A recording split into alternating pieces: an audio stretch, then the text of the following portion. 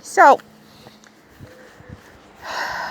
a lot of people right now with the car chase, especially the British press, but maybe to some extent others as well, are now trying to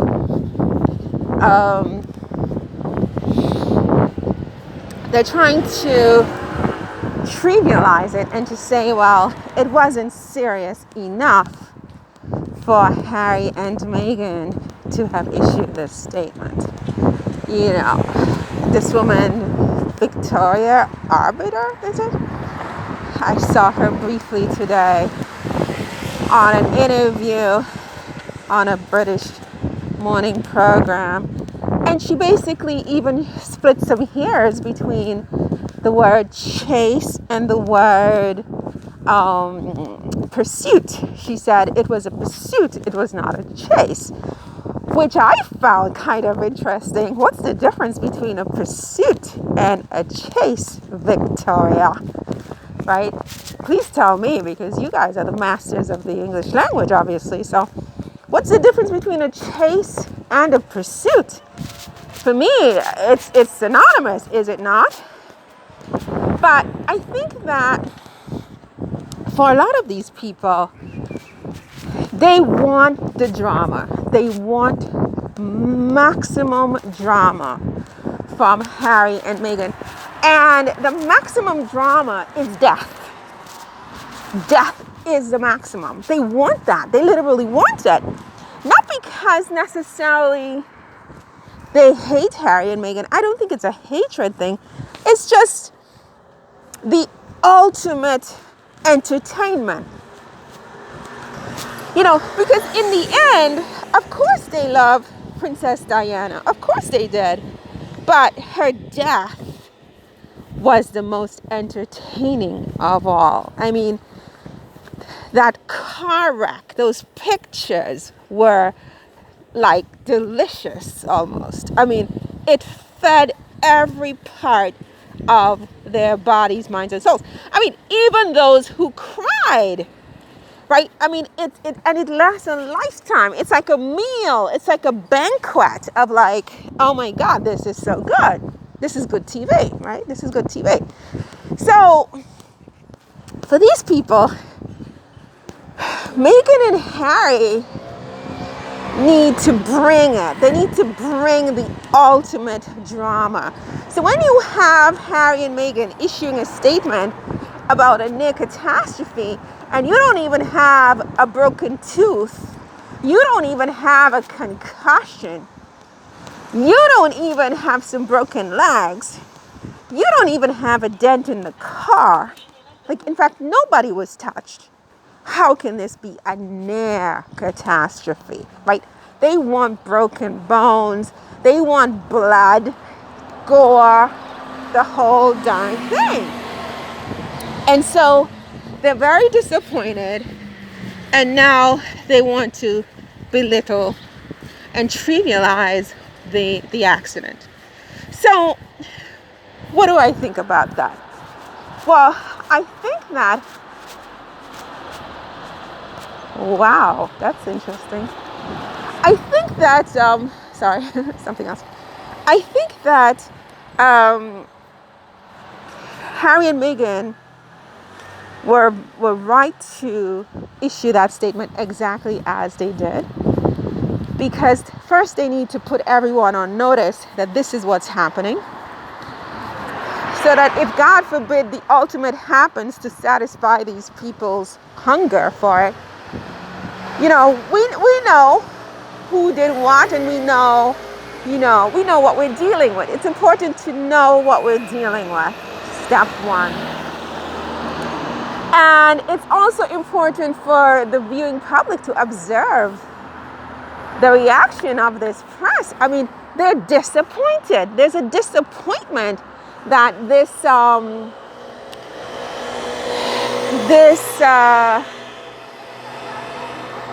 a disappointment that this was not more dramatic. You know, the fact that it was a near catastrophe is not sweet enough. We want an actual catastrophe, Victoria, okay? And, you know, it's like this. So Harry and Meghan really do need to be, I don't think they can be any more careful than they have been, really. They've been very, very low key. What can Harry and Meghan do? It's a good question. I don't know. I mean, they're going to have to avoid award shows, maybe. Because, any kind of event where the press has advanced information about their whereabouts is asking for trouble without police protection, as far as I'm concerned. I mean, you can do it, but at your own risk, right? Because they pay $2 million a year for security, and all the security in the world would not have been able to stop that catastrophe from happening on Tuesday night. And furthermore, it's even worse, because when I look at that, I say to myself, holy crap, you live in America where gun laws are absolutely nuts, right? Nuts by any definition. And you have these many haters, right? And they know exactly where you're going to be, right? And they can get behind a car just like the paparazzi. Because what is a paparazzi? I mean, after all, do you need a certification to be a paparazzi? Right? Do you have to give up your guns because you're a paparazzi? I don't think so. So they get behind a car that's darkly shielded. They're assassins. They're not just paparazzi. They're assassins, literally haters with guns who are going to do damage to you. And they swarm your car with 2 security guards in the driver's seat in front and just start emptying bullets into it. What can you do? Right? You can't do anything in that situation, Harry and Meghan. And no amount of security will stop that, because this is America. And the law in America allows anybody to buy assault weapons.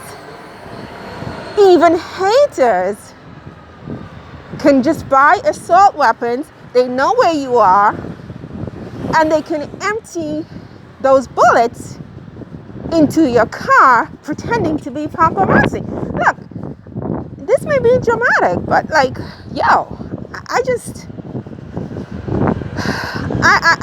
don't know.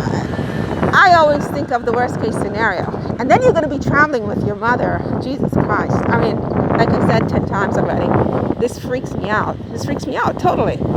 Right? So, look, Meghan and Harry,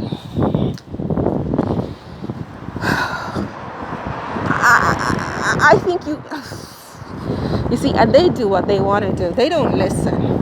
They don't listen. Right? They do not listen. Bonjour. Meghan and Harry don't listen. Well, I shouldn't say that, but because they don't know I'm here talking to them and screaming like, listen. I don't think you can do any award shows. I don't think you can do the next award show. Look, you're going to have copycats. America is also a country where everybody's a copycat. You know what I'm saying? They hear of one idea, they weren't inclined to do it before, but now they are. So they come with their SUVs, tinted windows, and their guns or whatever else they come with for you. You have 2 security guards who, frankly, in a situation like that, will be completely impotent. They won't be able to do anything for you, you guys. Jesus Christ. Harry and Meghan are going to give me a conniption before my old age. Harry and Meghan, look.